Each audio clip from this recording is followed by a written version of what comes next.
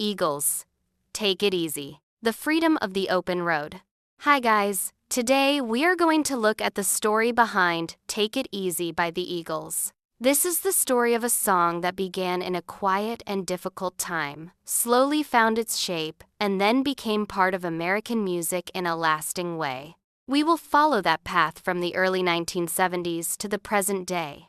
The key idea is simple. Even before the song was finished, its feeling was already there. Chapter 1. The Dusty Road. In the early 1970s, imagine a young musician named Jackson Browne. He lived in a cold apartment in Los Angeles, and he was not yet known to the public. He had the start of a song in his hands, but the next lines would not come in. He wanted to write something decent, something true, but his mind kept going in circles. He could only put down small parts and wait for the rest. Even then, there was something in the song that felt real, as if a road was opening far away. This is a very quiet beginning, but it already matters. The song is not finished yet, but its feeling is already alive. What Jackson does not have yet is the full shape. What he already has is the road inside it. A few words in this part are worth checking. First, apartment. An apartment is a place where a person lives. Here, it shows Jackson Browne in a small and cold home in Los Angeles. That matters because the story begins in a lonely and simple space. Next, public.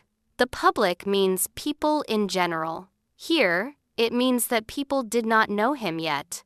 That helps us feel how early this part of the story is. Finally, decent.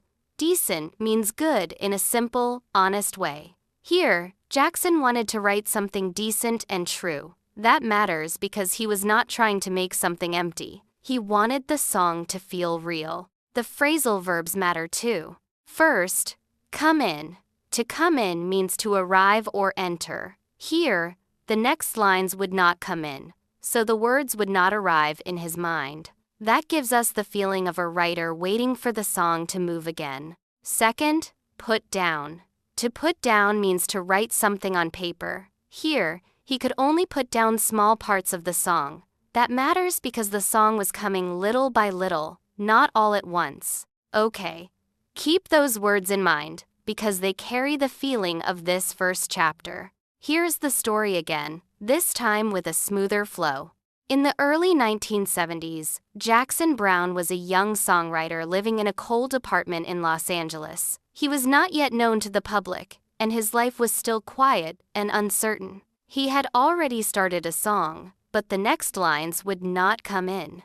He wanted to write something decent and true, yet his thoughts would not stay still.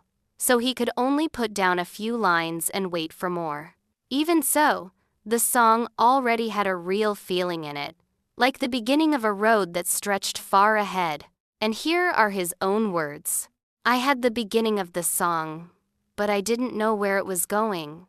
I was struggling. That quote gives this chapter its real weight. The song had already begun, but the way forward was still hidden. From here, that unfinished feeling starts to move closer to the form people know today.